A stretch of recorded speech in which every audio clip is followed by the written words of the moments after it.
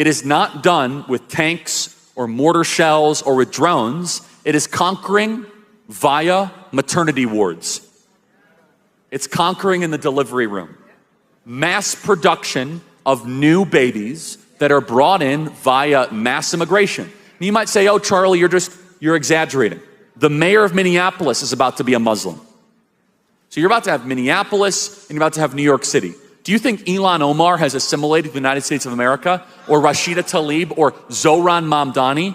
Again, if we are part of the United States of America, we should care about when our biggest city is about to fall to this kind of ideology. And Islam is not compatible with Western civilization. Islam is at odds with all the freedoms that we enjoy. They do not believe in any separation between mosque and state. They do not believe in freedom of speech or freedom of expression. They do not believe in the freedom to criticize the government. The practices that we enjoy so great here in the United States of America. And here's the one thing that's the kicker. You have this axis, again, the red-green axis, this Marxism, Mohammedanism axis. What do they have in common? Even though a lot of the Marxists are lesbians or gays or transgenders, they get along with the Muslims.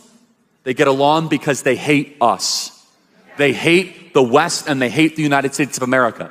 That's why you see Gays for Palestine on these college campuses, which, by the way, it's like, chicken for KFC. It's not exactly... They'll throw you off a roof once they're done with us, okay?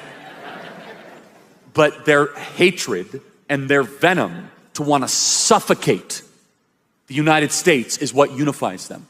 So the first thing that needs to happen is you need more pastors like Steve Smotherman that are willing to speak out very plainly about the spiritual implications. Now, a lot of people are talking about Israel, and I'm sure we'll get a question or two on Israel. But you know what I wish we spent as much time talking about Israel? We should talk about the amount of Islamofascism growing in the United States of America. All those issues, to properly understand them, you must understand Islam. And Islam is growing and multiplying in the West. Has anyone had the displeasure or pleasure to go to London recently? It is an unrecognizable city. The city has fallen. And as London became more secular, and as London became less religious, they imported more Middle Eastern Muslim immigrants, and it was unrecognizable. And so Steve, but here's the one good piece of news that I want to mention, and then I want you to riff on Islam as well. That we are starting to see a resurgence of people going back to church. Gen Z is the most Christian generation that we have seen in 50 years.